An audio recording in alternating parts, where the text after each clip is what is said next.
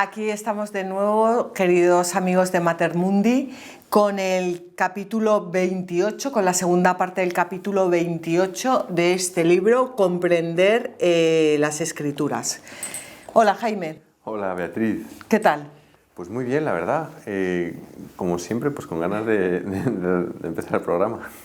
Es que le pago para que diga eso. Bueno, pues vamos ahora con la Eucaristía. La Eucaristía la instituyó, bueno, habíamos visto los sacramentos que fueron todos instituidos por Jesucristo, que todos tienen su base bíblica, y habíamos hablado del bautismo y de la confirmación, que la confirmación es llevar el bautismo a plenitud. Y ahora vamos a seguir con la Eucaristía. Jesús instituyó la Eucaristía en la última cena.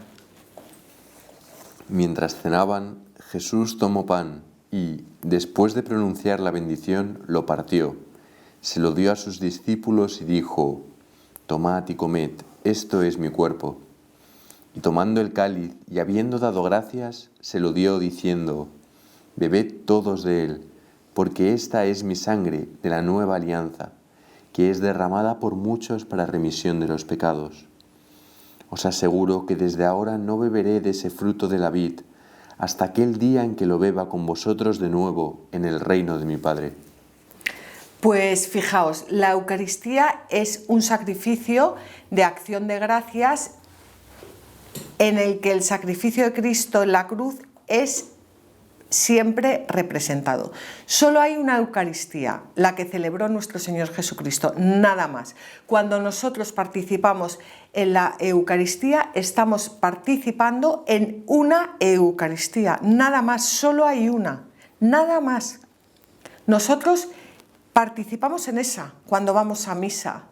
No es que haya muchas Eucaristías, no, solo hay una, y se hace presente aquí y ahora en esa celebración a través del sacerdote que representa a Cristo. Pero nosotros, cuando vamos a la Eucaristía, vamos a la Eucaristía que celebró nuestro Señor Jesucristo. Y es el mismo Cristo quien ofrece el sacrificio. Y los sacerdotes son los ministros de Cristo. Y a través de los sacerdotes, todos los creyentes participan en el sacrificio de la Eucaristía.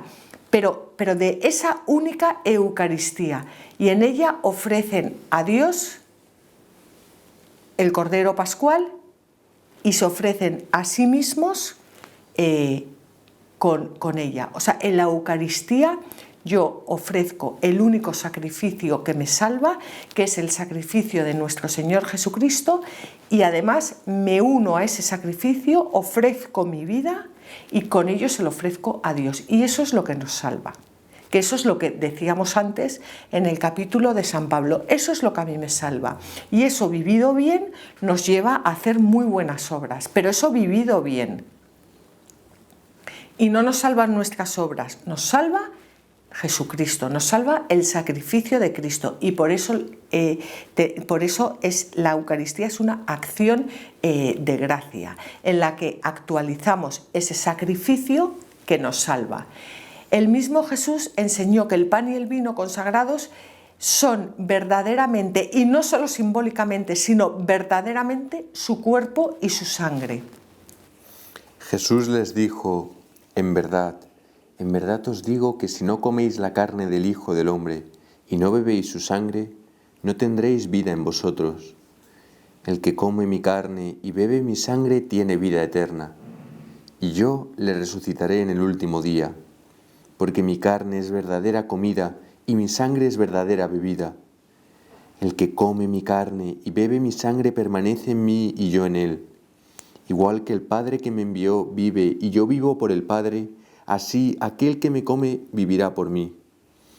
Este es el pan que ha bajado del cielo, no como el que comieron los padres y murieron.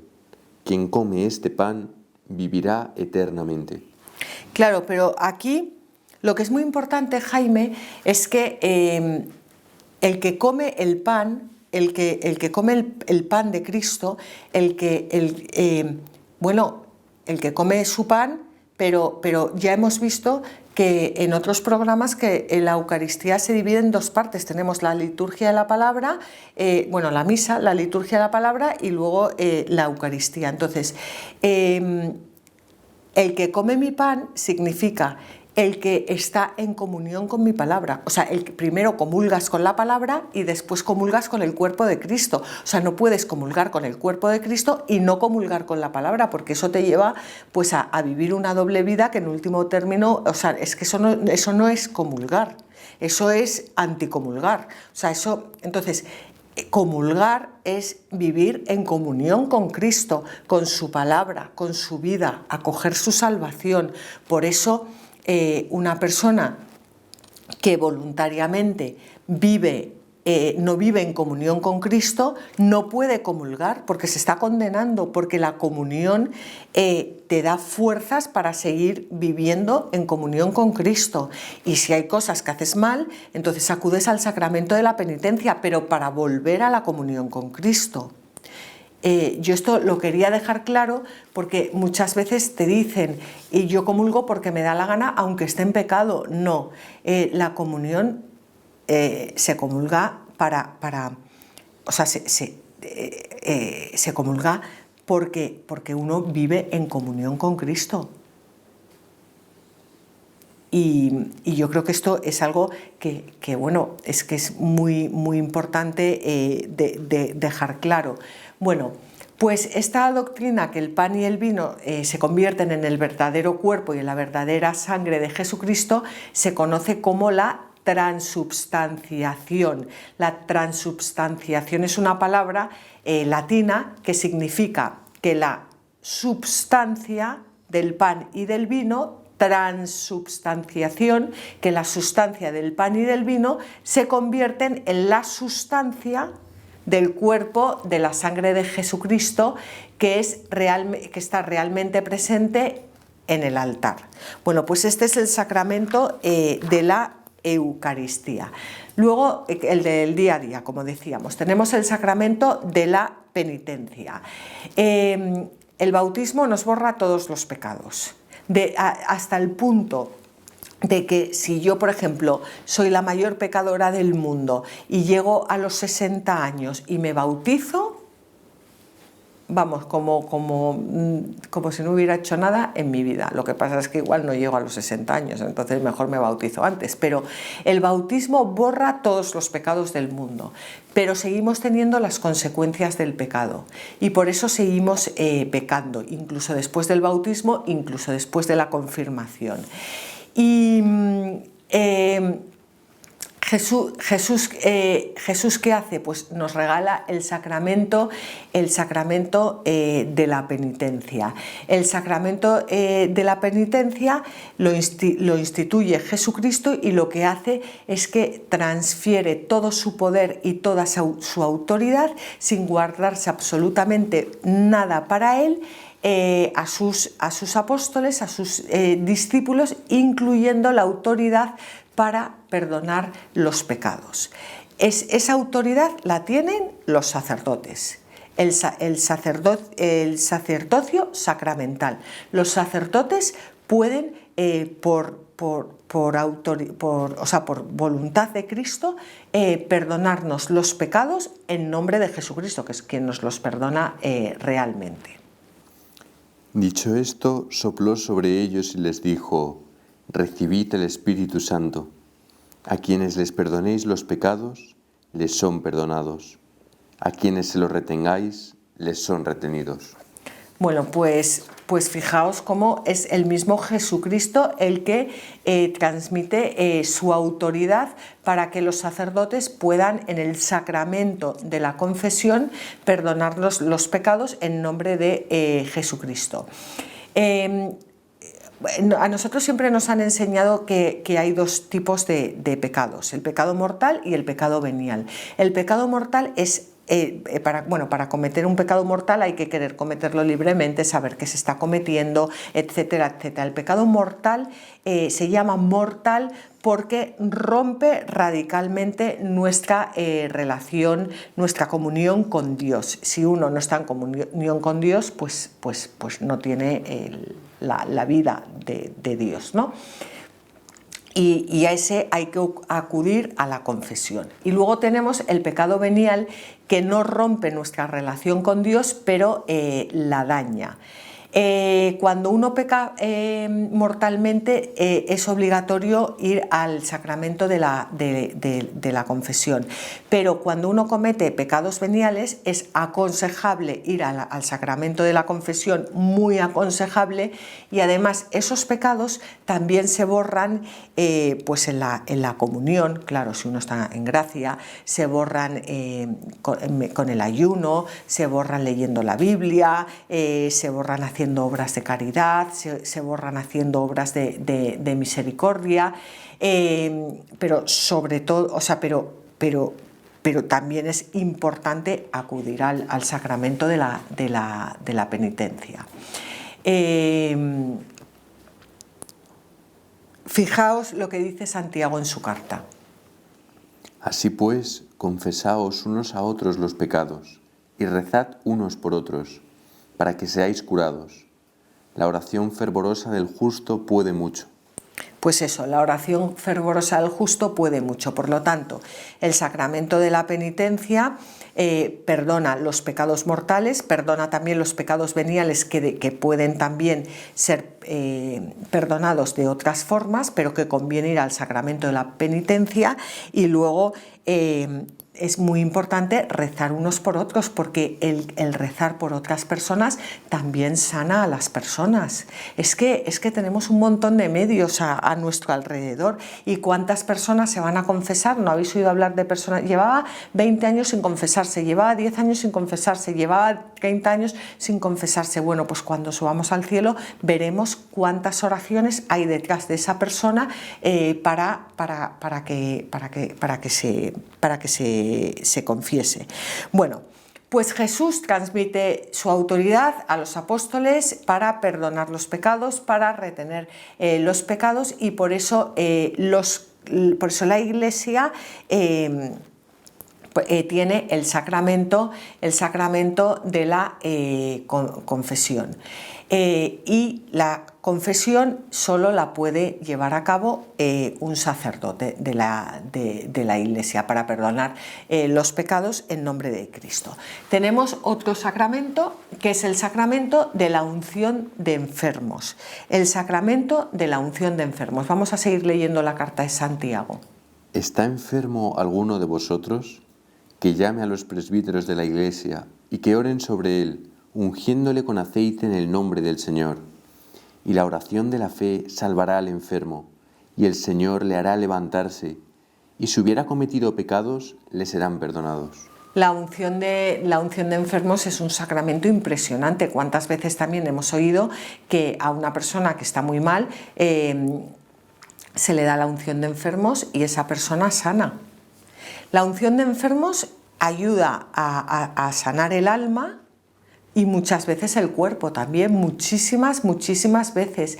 Jesucristo transmite a sus discípulos el poder de curar, de sanar física y espiritualmente.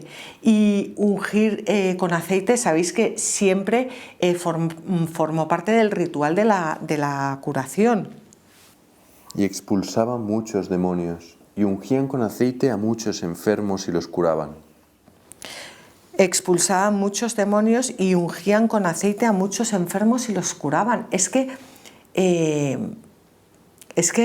los cristianos tenemos el poder de sanar. O sea, nosotros los laicos no podemos administrar los sacramentos. Bueno, dijimos que el del bautismo sí, y ya hablaremos del matrimonio, pero podemos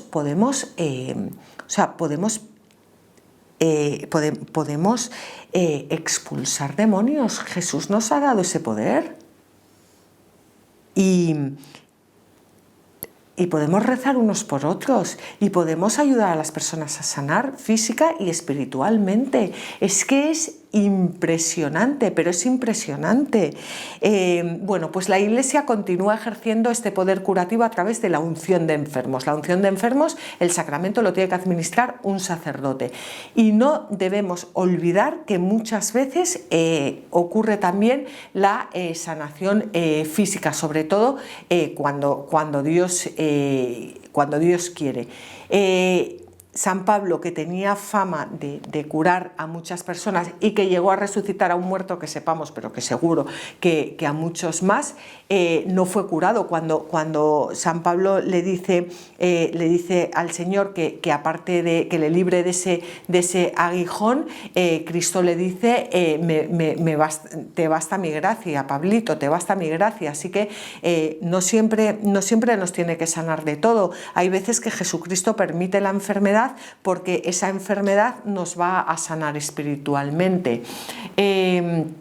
Bueno, pues esto es el sacramento de la unción de enfermos, pero tenemos que recordar que el sufrimiento ofrecido a Cristo es un sacramento y que a través del es un privilegio, y que a través del sacramento de la unción de enfermos lo que hacemos es compartir nuestro sufrimiento con el sufrimiento de Jesús.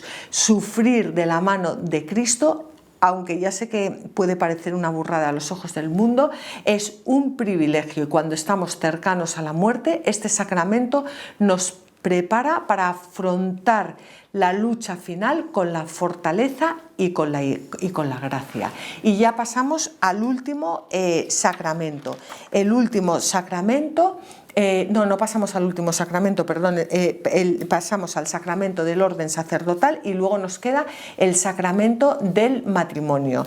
El sacramento del orden sacerdotal consagra a un hombre para servir en el orden de gobierno sacramental de la Iglesia. Hay 3 órdenes: obispo, presbítero y diácono. El obispo, que es una palabra griega que significa supervisor; el presbítero, que es una palabra griega que significa persona mayor; y el diácono, que es una palabra griega que significa ayudante. El origen de los 3 grados de servicio lo encontramos en el Nuevo Testamento. Esteban, ¿os acordáis que fue el primer mártir cristiano? Fue elegido para ser uno de los primeros diáconos. Santiago era presbítero de la Iglesia. Presbítero significa sacerdote. Y Timoteo, Pablo dice que Timoteo era obispo, el que cuida de la Iglesia. Timoteo era obispo. Bueno, pues los sacerdotes, los obispos, incluso los diáconos, que bueno, hay diáconos, generalmente el diácono se ordena diácono para después ordenarse sacerdote, pero muchas veces no. Hay diáconos que pueden ser laicos, que no se ordenan, claro, obviamente, que no se ordenan sacerdote. Pues estos 3 grados dentro del ministerio del orden de la Iglesia nos tienden un puente, nos unen a los laicos con Cristo. El orden sacerdotal, un sacramento. Y desde aquí yo os animo a todos los jóvenes que nos estáis escuchando a que os planteéis la vocación sacerdotal, porque necesitamos muchísimos sacerdotes en la Iglesia y necesitamos muchísimos sacerdotes santos, porque fijaos todo lo que consiguió, lo que hizo el santo cura de Ars, el San Pío de Pietrelcina. Es que un sacerdote santo, todo lo que hace, y muchos que no eran ni el cura de Ars ni San Pío de Pietrelcina, que ni siquiera hemos conocido, y que sus nombres pues los conoce Dios y pocos más. Necesitamos muchos sacerdotes santos. Y por último tenemos el matrimonio. Vamos a leer el versículo 27 de Génesis 1. Y creó Dios al hombre a su imagen, a imagen de Dios los creó. Bueno, pues desde el principio de la creación, Dios crea primero el ser humano, pero a ese ser humano necesita, como ha sido creado a imagen y semejanza de Dios, necesita encontrarle un tú a quien amar, a imagen y semejanza de Dios. Y ya lo dice Dios, no es bueno que el hombre esté solo, y de ahí nace Eva, la mujer. El matrimonio es la plenitud de la creación. O sea, no olvidéis que aquí no es que Adán y Eva pecasen y dijera Dios, ahora os fastidiáis y ahora voy a crear el matrimonio. No, el matrimonio es la plenitud de la creación. El matrimonio es el culmen de la creación. El matrimonio el matrimonio es un sacramento que, si nos diéramos cuenta de lo que es el sacramento del matrimonio, no se romperían tantos matrimonios. El sacramento del matrimonio es, pues eso, el culmen de la creación. Bueno, pues estos son los sacramentos de la Iglesia. Y aquí terminamos este capítulo. Jaime, ¿quieres comentar algo? Bueno, sí, o sea, primero muchísimas gracias por tu programa, Beatriz. Que es el tuyo también. Sí. Y nada, los sacramentos, bueno, lo que has comentado antes, que es el punto de unión entre Dios y los hombres. Y qué maravilla tener este regalo en la Iglesia. Qué maravilla tener este regalo en la Iglesia, y qué maravilla acogerlo. Porque el regalo lo tenemos, pero muchas veces no lo acogemos. Bueno, esto ha sido un breve repaso de los sacramentos, pero un cristiano que viva ahí sus sacramentos con alegría, con humildad, con gratitud, pues pega un salto hacia la santidad que, vamos, que no se lo imagina ni él. Así que animamos a todas las personas que nos estáis escuchando a que viváis con ilusión los sacramentos, y que respetemos los sacramentos, y que cuando queramos hablar mal de un sacerdote, que nos acordemos que es Cristo el que está ahí en ese sacramento. Pues ha sido un breve repaso por lo que son los sacramentos de la Iglesia, y nos vemos en el siguiente programa y en el siguiente capítulo. Muchas gracias a todos.